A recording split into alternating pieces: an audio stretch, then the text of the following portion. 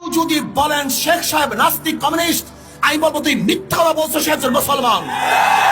বঙ্গবন্ধু শেখ মুজিবুর রহমান একজন মুসলমান, ইসলামের জন্য কাজ করেছেন। নাস্তিক পন্থীরা মনে করে শেখ সাহেব একজন সেকুলার নাস্তিক কমিউনিস্ট, তিনি ইসলামের বিপক্ষে কাজ করেছেন।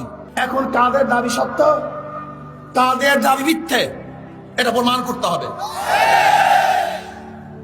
প্রথম শেখ সাহেবকে, তিনি জনাব শেখ মুজিবুর রহমান, তেনার বাবা শেখ লুৎফর রহমান, লুৎফর রহমানের বাবা শেখ আব্দুল হামিদ, শেখ আব্দুল হামিদের বাবা শেখ ইকরামউদ্দিন, শেখ ইকরামউদ্দিনের বাবা শেখ বুরহানুদ্দিন, শেখ বুরহানুদ্দিনের বাবা শেখ জানে মাহমুদ ওরফে তেকরি শেখ, শেখ তেকরি শেখের বাবা জনাব জহির শেখ, জহির শেখের বাবা জনাব দরবেশ আব্দুল আউয়াল,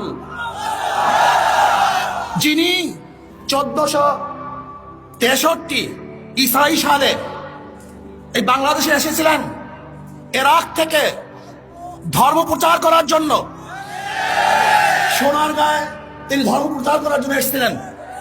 তেনার পূর্বপুরুষ সোনারগাঁয় শেখ আব্দুল আউয়াল, যিনি ইরাক থেকে এসেছিলেন, তিনি বাইজিদ মুস্তাফি রহমতুল্লাহ আলাইহি একজন শাগরেদ ছিলেন। তেনারই বংশধর শেখ বুরহানুদ্দিন সাহেব, তিনি টঙ্গীপাড়ায় এই দিন প্রচার করার জন্য সেখানে অবস্থান করেন, সেখানেই তিনি দিন প্রচার করেন। আমরা কি দেখেছি, শেখ সাহেবের উত্তরসূরিরা একজন ধর্ম প্রচারক ছিলেন, ইরাক থেকে এসেছেন ধর্ম প্রচার করার জন্য। শেখ সাহেবের বাবা একজন দাড়িওয়ালা টুপিওয়ালা, তার দাদা একজন দিনদার, তার পূর্বপুরুষ সবাই মুসলমান। কাজে কেউ যদি বলেন শেখ সাহেব নাস্তিক কমিউনিস্ট, আমি বলবো তুই মিথ্যা কথা বলছো, সে একজন মুসলমান।